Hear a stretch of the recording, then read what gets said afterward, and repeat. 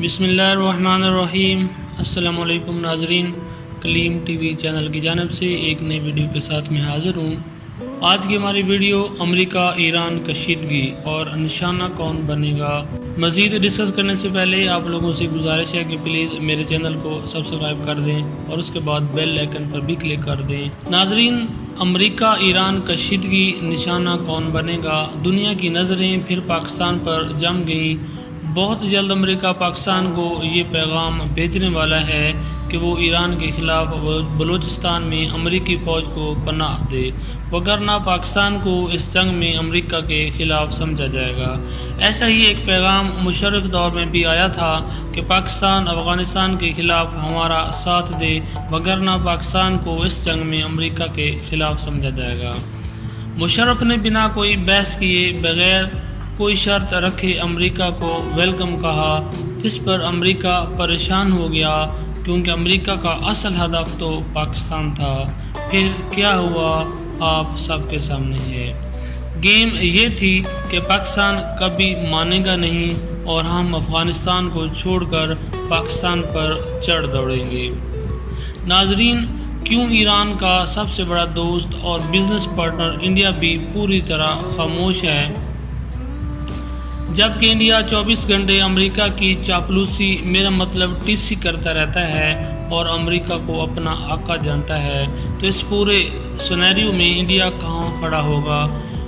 کیوں سعودیہ بھی امریکہ جنگی بیڑے کی ایران کی طرف پیش قدمی پر خاموش ہے، جبکہ سعودیہ اور ایران خود ہی ایک دوسرے کے بڑے دشمن ہیں؟ اس جنگ میں سعودیہ کہاں کھڑا ہوگا؟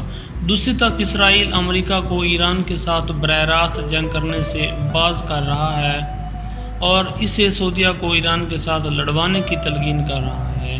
ایک بحث یہ بھی ہے کہ امریکہ ایران جنگ کی صورت میں کس نے کہاں سے مورچہ سنبھالنا ہے، سعودیہ براہ راست عراق یا پاکستان براہ راست بلوچستان؟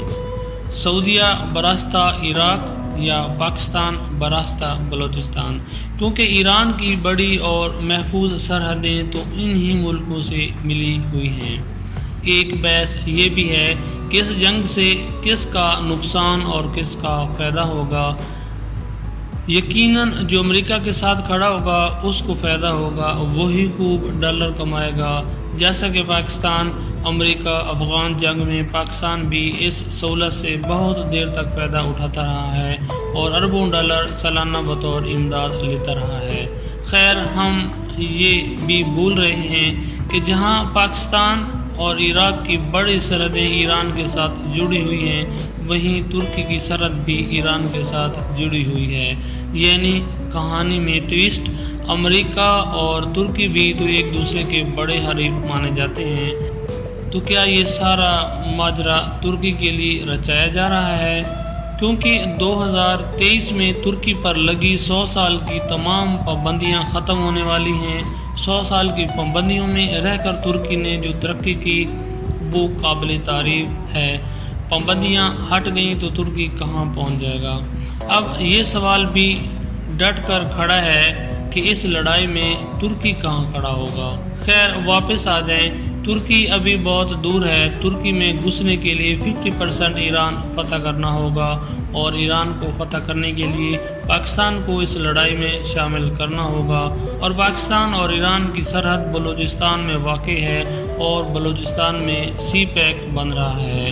سی پیک کا نام لیتے ہی ہمارے ذہن میں چین آتا ہے، کیونکہ چین کی مہربانی سے ہی تو سی پیک پروان چڑھ رہا ہے۔ اب دنیا کچھ بھی کہے، اس وقت دنیا کی معاشی سپر پاور تو چین ہی ہے اور متوقع سپر پاور بھی، اور یہ بات امریکہ بہادر کو کہاں ہضم ہو رہی ہے۔ تو اس کھینچا تانی میں چین کہاں کھڑا ہوگا؟ چین تو ہرگز امریکہ کو بلوچستان میں قدم نہیں جمانے دے گا، کیونکہ گوادر پورٹ پر چین اربوں روپیہ لگا چکا ہے، اور بدقسمتی یہ کہ گوادر سے پانی کے راستے 1 گھنٹے کی مسافت ایران کی سرحد ہے، یعنی پورے بلوچستان میں ایران کے قریب سرحد گوادر ہے جنگ کے لیے، اور جنگ کے لیے نہایت مناسب جگہ بھی۔ یعنی اگر ایران اور امریکہ جنگ ہوتی ہے، امریکہ بلوچستان میں قدم رکھ لیتا ہے، تو ہمارا سی پیک 30-40 سال کے لیے فوڈ لائن لگ جاتا ہے۔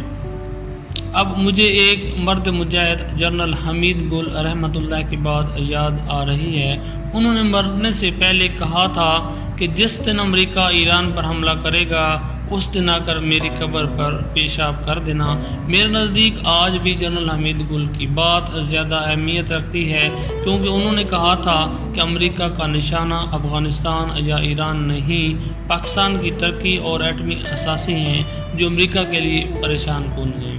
اور پچھلے دنوں سے تو تیل اور گیس کے ذخائر کی خبریں بھی بہت گرم تھیں، پھر اچانک یہ کیا ہوا، تیل کے ذخائر نہیں ملنے کا اعلان کرنا پڑ گیا، جبکہ 3 دن پہلے کی ہیڈ لائن یہ تھی کہ ڈرلنگ مکمل، تیل کے ذخائر کی مقدار کو جانچنے کا عمل شروع، پریشر کیک کا ملنا، ڈرلنگ مکمل ہو جانا، ذخائر کی مقدار کو جانچنے کا عمل شروع ہو جانا، ڈرلنگ والی جگہ کو ایک دم پاک بحریہ کا اسکوٹی حصار میں لے لینا، ڈرلنگ بند، امریکہ ایران ٹینشنز، ایرانی سرحد سے ڈرلنگ والی جگہ صرف 300 کلومیٹر دور، کھلے سمندر کو علاقہ غیر قرار دے دینا، پاک بحریہ کے چیف کا عمران خان سے ملنا۔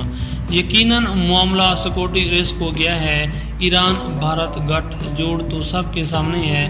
اب امریکہ کیسے چاہے گا کہ پاکستان سے تیل نکل آئے، کیونکہ اس خطہ کی واحد ایٹمی طاقت پاکستان ہے، اور اگر تیل بھی نکل آیا تو معاشی طاقت بھی ہم بن جائیں گے، تو اس خطے پر پاکستان کی حکومت ہوگی اور امریکہ کا راستہ بند ہو جائے گا۔ تو کل ملا کر بات یہ ہے کہ گھیرا پاکستان کی گرد ہی تنگ کیا جا رہا ہے۔ آزمائشوں کی گھڑی ہے، پاکستانی قوم کے لیے اپنی فوج کے ساتھ کھڑے ہو جاؤ، بس رہے نام اللہ کا۔ آپ لوگوں سے گزارش ہے کہ پلیز اس ویڈیو کو وائرل کر دیں۔ آپ کو پاکستان کے لیے کچھ کرنا پڑے گا۔ آپ پاکستان کی آرمی ہیں۔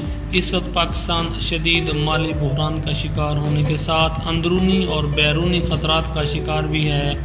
آئیں ہاتھوں میں ہاتھ ڈال کر عہد کریں کہ مرتے دم تک پاکستان اور اس کے چاہنے والوں کے ساتھ مل کر رہیں گے۔ پاکستان زندہ باد۔